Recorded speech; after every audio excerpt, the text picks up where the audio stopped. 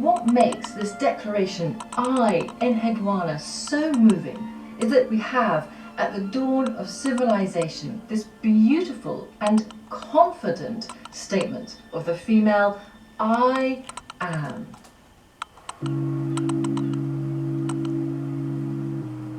Enhedwana's defiant declaration of autonomy, so singular and so symbolic of the history of women, is all the more moving because she lived at a pivotal moment. Before her, Sumerian women had equal status to men, yet after, as the laws of society became ever more fixed around the patriarchal family, women's rights became increasingly controlled and curtailed. These are the world's earliest known law codes, and within them we have the first silencing of the female voice. There's a phrase on one of these codes that says, if a woman speaks out of turn, then her teeth will be smashed by a brick.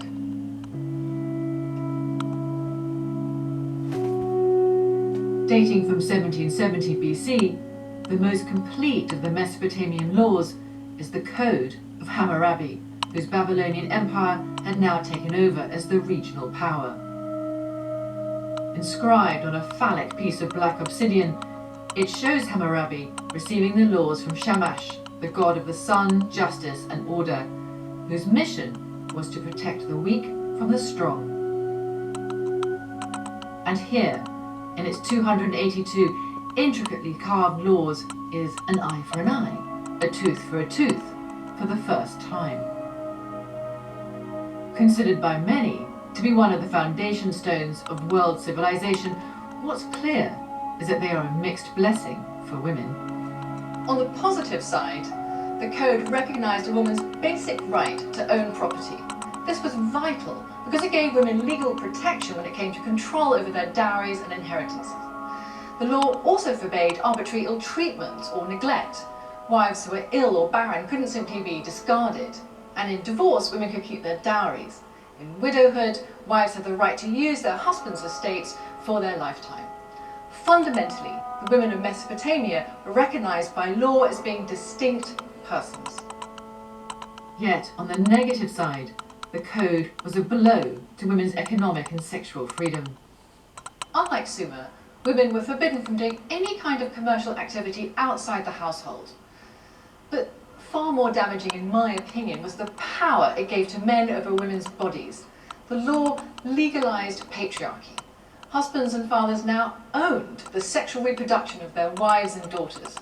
This meant that women could be put to death for adultery, that virginity was now a condition for marriage, and in the case of rape, it wasn't just an assault against a woman, it was an economic offence against a man.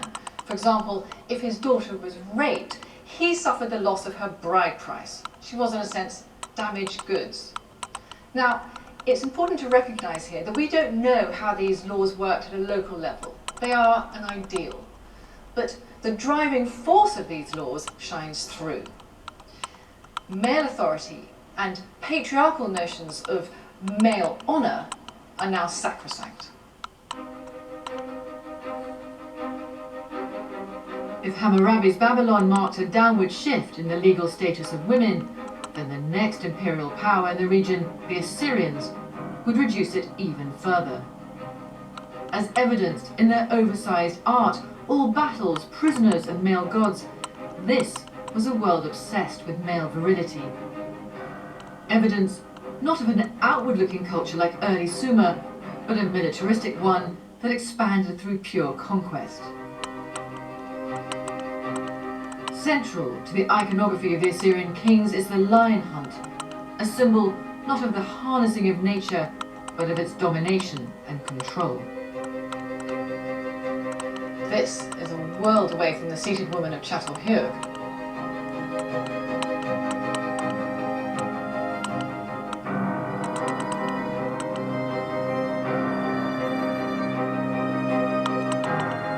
The 112 Assyrian laws dating from the 12th century BC are now housed in Berlin. Over half deal with marriage and sex.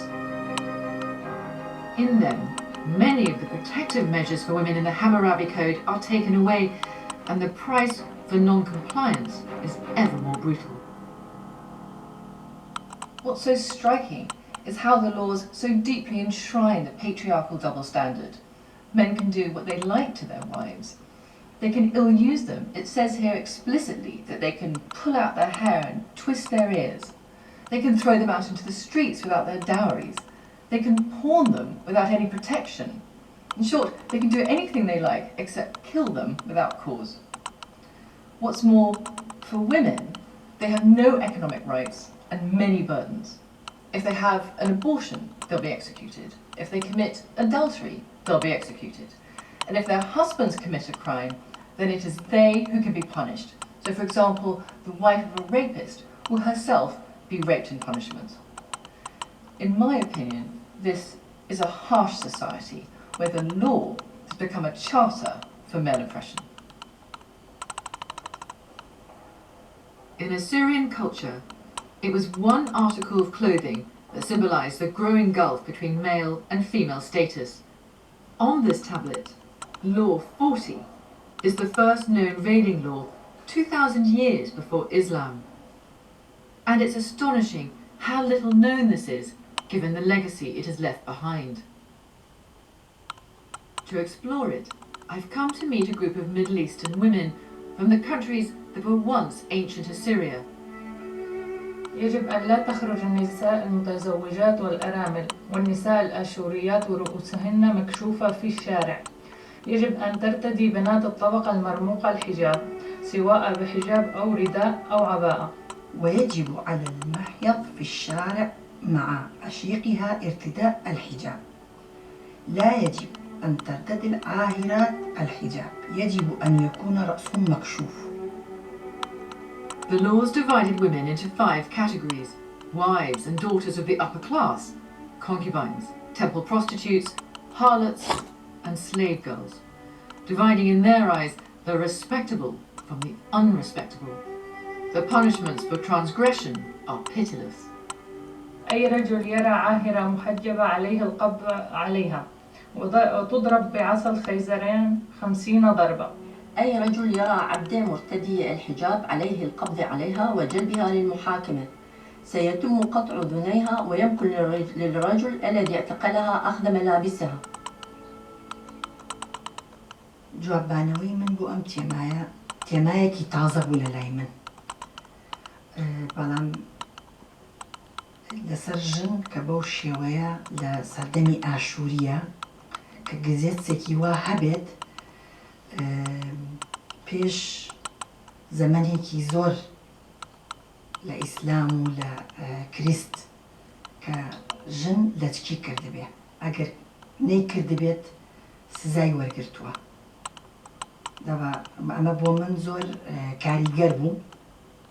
من وەم زانیوە بەس ئیسلام لە چک ئەکات و حیجاب دەکات. قراءة النص بحد ذاته أمر وترني بالدرجة الأولى هو الموضوع التصنيف بالنسبة للنساء، الوضع المزري للنساء بواقع هذا النص، في تمييز ضد هدول النساء اللي عم تمارس عليهم عنف بشكل مباشر وبأمر من المعبد أو من السلطة القائمة بهذاك الوقت. في الحقيقة بتوقع أنه ردة فعلي الغاضبة كانت بالبداية هي جزء منه بأنه هذا النص يمكن عم يتنفذ واقعيا حاليا بالحضارة الحالية المفروض هي فيها حقوق إنسان، ولكن صار اللي عم يصير تجميل اللغة. Of all the legacies handed down to us from the ancient world, it's the veil that has been the most pervasive and the most symbolically weighted. A mark of civilization through Greece, Rome and Byzantium, it would become the nun's habit and the wimple of medieval Europe. In Asia, it would spread to Confucian China and Korea. And in Islam, it would become a mark of class before it became one of faith. Nowadays in Kurdistan we don't have to wear a veil by law, but I'm from a lower social class. When I go back to my city, I have to be more covered, and in specific spaces I have also to wear a hijab there. What this reminds us is that there is a long history to the veil, whose complexities and contradictions were there from the start. I don't think it's surprising that such a testosterone-filled society as Assyria would be among the first to pass a veiling law on women. Still, it's important that we don't prejudge the veil or what it meant in ancient times. On one level, it is all about male ownership and male control. But on another, ironic though it may seem to us, the veil was a way of giving women a liberty and freedom to go outside into the public space without compromising themselves or losing the protection of their husbands. In some measure, what the veil took away, it also gave back. It both limited women, but also protected and gave them freedom in what was essentially a man's world.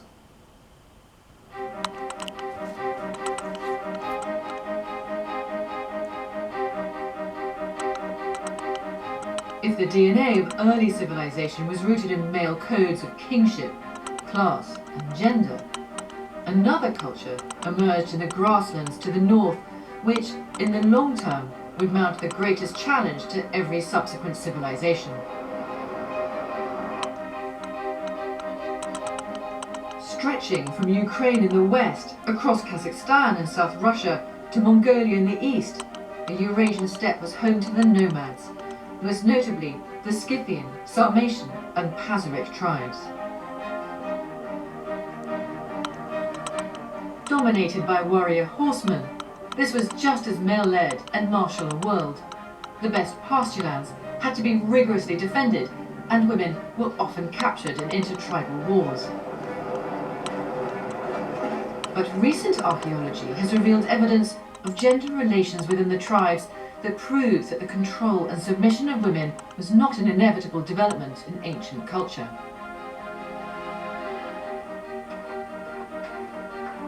Professor Leonid Yablonsky from the Moscow Institute of Archaeology has been excavating nomadic burial sites called kurgans across southern Russia for the past 25 years.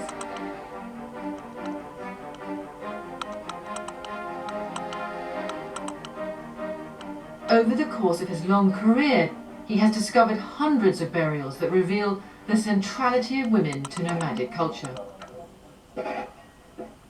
Но у женщин, кроме украшений, мы находим и другие самые разнообразные предметы. Это и орудия труда, орудия для выделывания кожи. У некоторых женщин мы находим еще и предметы для нанесения татуировок. Кроме того, женщины отвечали за всю духовную жизнь в этом обществе, spiritual life, they were responsible. И таким образом социальные функции женщины были намного выше, чем социальные функции мужчин. Хотя военными вождями были только мужчины. Did you find any evidence of women being buried with weapons? Yes. Раньше археологи думали, что если найден скелет с оружием, то это непременно мужчина.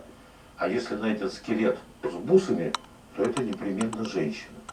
Но потом, когда научились определять пол по костям скелета, оказалось, что это не так.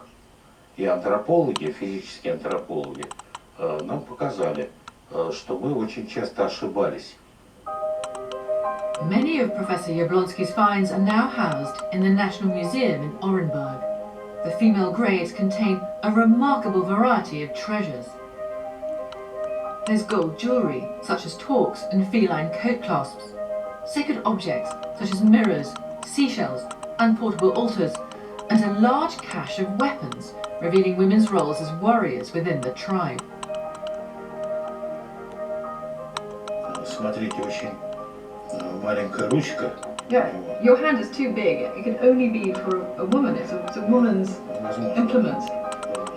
Among the treasures, items from one individual burial stand out. Those of a 14-year-old girl who was buried with over 40 bronze arrowheads. Лук – это оружие дистанционного боя. То есть не обязательно обладать большой физической силой, для того, чтобы уметь хорошо стрелять из лука. Как и сегодня, и во время Второй мировой войны, и во время войны на Кавказе, роль снайперов исполняли именно женщины, потому что снайперская винтовка – это оружие дистанционного боя, поэтому нельзя исключить, что во время войн древних, сарматских, женщины могли тоже пользоваться луками, находясь на некоторой дистанции от противника. Much like Neolithic Çatalhöyük, these finds reveal a world in which the precariousness of survival negated ideas of segregation or divisions of labour. Women's roles were not confined to their biological functions or to domestic space. The nomads were, if you will, a kind of third way, different from the empires and city-states around them. And as for the urban codes that governed land, property, status, the family, none of these applied to them. And what this meant for women was that their value extended far beyond being simply someone else's property or producing sons. They were recognised because of their skills and because their contribution to society was absolutely necessary. It just goes to show that biology isn't everything.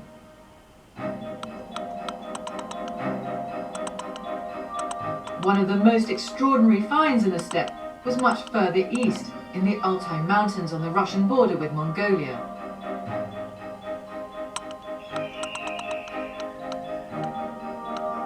These lands were home to the Pazyryk tribe, whose territories straddled the trade routes of China, India and Persia.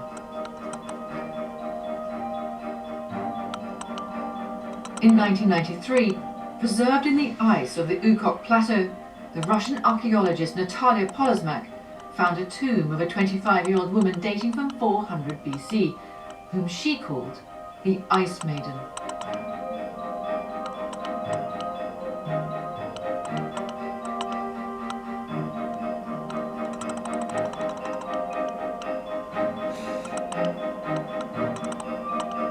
Buried with her were 6 horses sacrificed for her journey into the afterlife, portable tables and altars containing coriander seeds and a last meal of mutton, and a leather pouch containing a precious silver mirror, revealing her status as a revered religious leader for her tribe.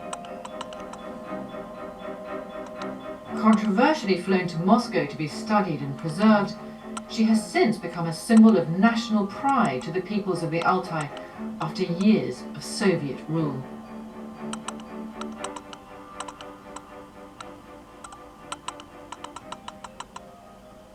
Azaydır gayran döze Altay Albatının döze табылган казындын табылган бу курган дöze o жан значение имеет неме үчүн дöze Алтай улусу питет биздин дöze каан кыз болгон биздин каан киши дöze жерине барган болсо жакшы болор эди өтө тегин казып дöze тildäkkeге жылаңаш көргүзбөй. She was also discovered in the most complete set of nomadic clothing ever found. Felt riding boots, a long shift made from expensive Indian silk. Around her neck was a beautifully crafted necklace of 8 felines. On her head was a horsehair wig crowned with a hat nearly a metre high and covered with a coterie of symbolic animals that once again reveals the alliance of women with nature in ancient culture. Үнді негні дезе мен бәзі көрді құштық айтқаған. Ол құштар дезе является конями, небесными конями между верхним миром и нижним миром. Темен они санатым бойына алдына. Оның дезе, оның алдында дезе аң, который стоит на шаре. Шар дезе, ол дезе символ власти. Оның құштың тынын бойына алалы и те ондай учурлук живо выдат те.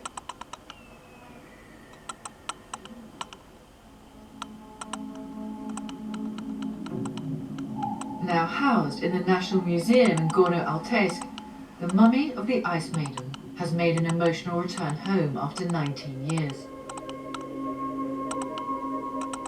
And what her body reveals is perhaps the most significant find of all, a set of animalistic tattoos which reveal her special status within the group.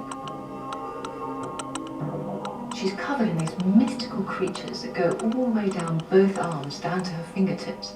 She had on her left shoulder this large tattoo of a deer whose antlers morphed into birds and griffins. And then below that was a panther next to a ram, the predator and the prey combined together. We do know that the deer represented the sacred feminine. It was the one animal that could pass from the earth to the spiritual world and back again, and it also had regenerative powers. Today, the people of the Altai believe that her tattoos contain a coded message that will one day be revealed to them. And if she was once a shaman to the Pazariks and played a vital role in their community, today she's still playing that role for the people of the Altai.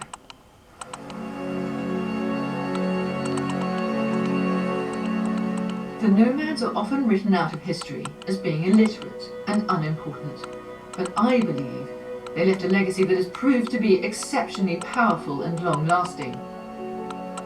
The first was the marshalling of an economy between East and West that came to be known as the Silk Road. But second, and equally important, was the active roles of women that made the nomads the great other in ancient culture, and which culminated with the Mongol leader Genghis Khan putting his daughters in charge of the world's largest ever empire.